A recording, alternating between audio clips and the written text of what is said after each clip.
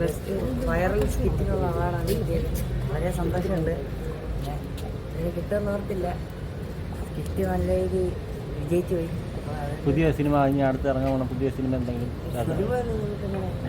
ഇപ്പൊ പഠിത്തമൊക്കെ ആയതുകൊണ്ട് അതിന്റെ പറഞ്ഞു. രണ്ടുപേരും പേര് പറഞ്ഞു. വീണ്ടും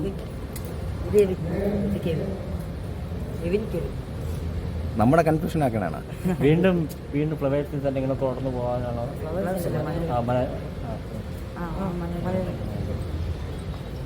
ഒരു ഹാപ്പി ന്യൂ ഇയർ പറഞ്ഞു. എല്ലാവർക്കും ഞങ്ങളുടെ ഹൃദയം നിറഞ്ഞ ഹാപ്പി ന്യൂ ഇയർ. ഒന്നുകൂടെ അപ്പോൾ എല്ലാവർക്കും ഞങ്ങളുടെ ഹൃദയം നിറച്ച ഹാപ്പി ന്യൂ ഇയർ.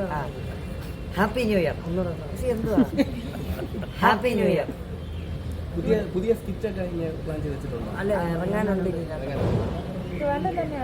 അല്ല, ഞങ്ങൾ കോട്ടയം. അവാർഡ് പഠിക്കാൻ വേണ്ടി വന്നോ? അമ്മയപ്പനും അതാരാണെന്ന് പരിചയപ്പെടുത്തും. ഇവിടെ ഉണ്ടോ ഇപ്പോൾ? അങ്ങ് നിൽക്കുക. പ്ലസ് 1. ആ, കോട്ടയം. സിനിമയ്ക്ക് പുതിയ സിനിമയിലൊന്നും അങ്ങനെ അവസരം കിട്ടുന്നുണ്ടോ അതോ വേണ്ടെന്ന് വെച്ചിട്ടാണ്? വേണ്ടെന്ന് വെച്ചിട്ടല്ല, കിട്ടിയേ പോകുള്ളൂ. പഠിത്തമായി ഈ പ്രോഗ്രാമായിട്ട് എങ്ങനെ പോകുന്നു? അത് അവിടെ ചെല്ലുമ്പോൾ രാത്രി ഇരുന്ന് നോട്ട്സ് വല്ലതും ഉണ്ടെങ്കിൽ അതിരുന്ന് പഠിക്കും. സ്കൂളിലൊക്കെ ക്യാൻസർ ഉണ്ട്.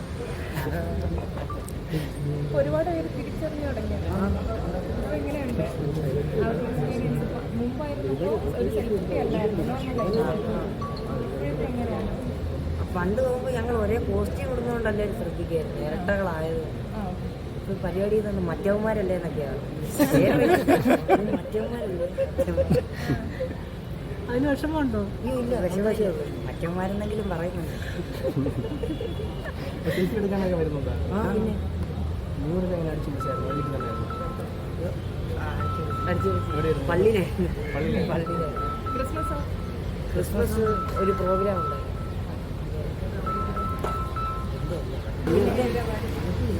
തിരിച്ച് വീട്ടിലോട്ടാണ് അടുത്തത്. Thank you.